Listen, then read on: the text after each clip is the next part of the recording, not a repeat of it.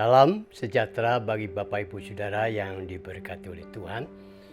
Kembali hari ini kita berjumpa dan saat ini pula kita akan bicara soal status. Status itu sangat penting bagi pribadi kita sendiri, bagi masyarakat dan terlebih bagi Tuhan. Dalam arti status kekristenan kita. Tuhan berkati. Namun sebelumnya kita berdoa lebih dahulu. Kita mohon hikmat Tuhan agar firman hari ini menjadi satu pengertian buat kita semua untuk hormat kemuliaan Tuhan. Bapak yang baik, terima kasih kembali hari ini kami boleh berjumpa satu dengan lain walaupun lewat komunikasi seperti saat ini. Namun hadirat Tuhan tidak dibatasi waktu, tempat, dan keadaan. Bicara Tuhan, kami siap mendengarkannya. Dalam nama Yesus Kristus kami mengucap syukur. Amin. Nah, Bapak Ibu yang kekasih dalam Tuhan, saya bacakan satu ayat firman Allah dalam Perjanjian Lama, yaitu Yesaya pasal 44 ayat yang ke-22 yang mengatakan demikian. Aku telah menghapus segala dosa pemberontakanmu seperti kabut diterbangkan angin, dan segala dosamu seperti awan yang tertiup. Kembalilah kepadaku, sebab aku telah menebus engkau. Nah, ini ungkapan Yesaya, seorang nabi yang memberikan satu komentar tentang status kita ini di hadapan Tuhan. Sebab ini sangat penting, sebagaimana kalau setiap warga negara harus memiliki status. Minimal mempunyai KTP, di mana tempat tinggalnya, tetapi status yang sedemikiannya sebatas kemanusiaan saja. Tapi status yang kita ketemukan dalam firman hari ini adalah mengenai kehidupan sekarang ini dan kehidupan yang akan datang, yaitu menanti di akhirat. Nah, lebih jauh kita akan melihat dalam Perjanjian Lama, terutama dalam kitab Kejadian pasal 3, kalau fokusnya ayat 6 dan 7, di mana kita melihat bahwa Adam dan Hawa, kita yang akan telusuri sejak mereka diciptakan, diletakkan Taman Eden. Dan Adam dan Hawa dalam pasal itu sudah ingatkan oleh Allah, semua boleh kamu makan, tapi pohon yang satu ini tidak boleh engkau makan. Sebab kalau engkau makan, pasti kau akan mati.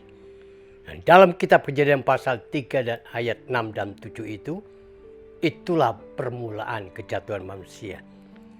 Karena Adam dan Hawa jatuh dalam dosa. Dari dasar kejadian inilah Rasul Paulus mengungkapkan dalam tulisannya yang mengatakan, karena semua orang telah berbuat dosa dan telah kehilangan kemuliaan Tuhan.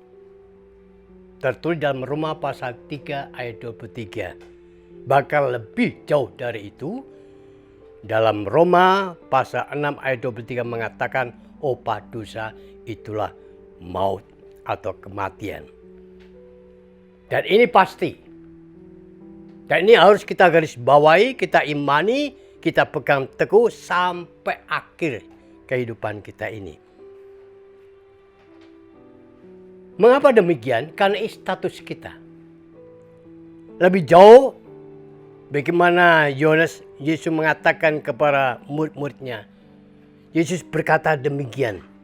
Dalam Yohanes pasal 8 ayat 34. Kata Yesus kepada mereka, aku berkata kepadamu, sesungguhnya setiap orang yang berbuat dosa adalah hamba dosa. Kata-kata hamba dosa itu tidak terkecuali siapapun dia. Itulah status yang pertama, status yang lama.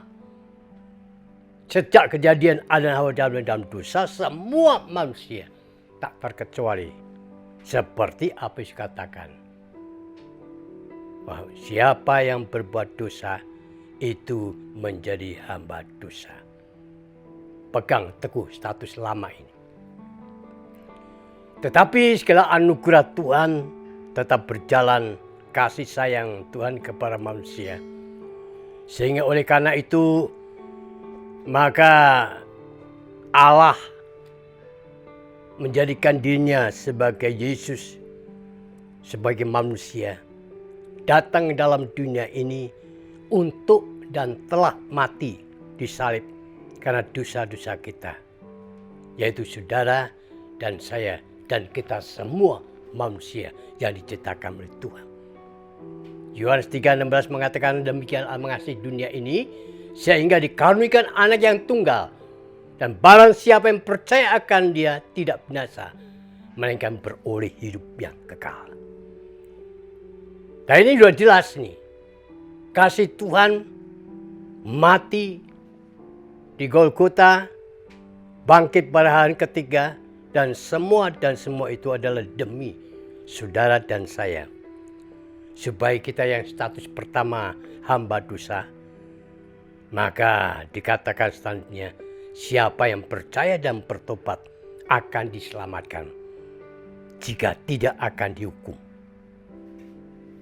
Paulus mengatakan demikian, kamu telah dimerdekakan dari dosa dan menjadi hamba kebenaran. Dari status hamba dosa, sekarang menjadi status hamba kebenaran. Karena saudara dan saya sudah bertobat, terima Tuhan sebagai juru selamat. Dan kita hidup dalam kebenaran. Status yang kedua dalam kebenaran. Karena itu Roma 6 ayat 18 itu jelas sekali. Yang mengatakan seperti yang saya katakan tadi, Paulus berkata kamu telah dimerdekakan. Dimerdekakan dari dosa dan menjadi hamba kebenaran. Ini status yang baru. Saudara dan saya yang sudah bertobat, dibaptis, percaya dan hidup dengan Tuhan, menjadi status yang kedua. Status yang lama sudah disingkirkan. Sekarang kita naik kelas ke status yang baru, yaitu hidup dalam kebenaran. Namun, keselamatan itu bisa hilang kalau kita berbuat dosa lagi. Tapi keselamatan itu tetap menjadi bahagian kehidupan kita sampai akhir zaman. Sampai inna lillahi wa inna rajiun. Kalau kita pegang teguh nasihat Paulus dalam Filipi pasal 2 ayat 12b. Yang mengatakan, karena itu tetaplah kerjakan keselamatanmu dengan takut dan gentar. Sepanjang kita memelihara keselamatan itu dengan takut dan gentar, sepanjang itu keselamatan menjadi bagian saudara dan saya. Dan kalau itu kita pelihara status yang kedua ini, kemudian mencapai tingkat yang ketiga, apa yang disebut kerinduan manusia untuk bertemu dengan Tuhan di surga. Seperti Yohanes 14 mengatakan, aku pergi kemana engkau tidak tahu. Tapi satu hal, di mana aku ada, kamu pun harus ada. Nah, Tuhan itu tinggalnya bukan di bumi, tapi di surga.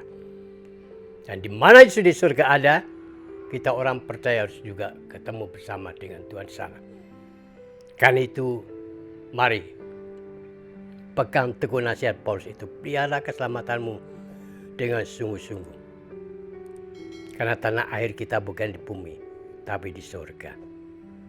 Seperti kerinduan Yesus di mana Yesus ada, di situ pun juga kamu ada. Karena jalan ke surga cuma satu, yaitu melalui Yesus Kristus. Dan status ini menjadi satu tolak ukur, ingatan buat kita semuanya. Tuhan memberkati. Amin. Mari kita berdoa. Bapa yang baik, terima kasih buat firman-Mu. Biar kami pegang teguh menggarisbawahi supaya keselamatan menjadi bagian kita semua. Terima kasih, dalam nama Yesus kami berdoa. Amin.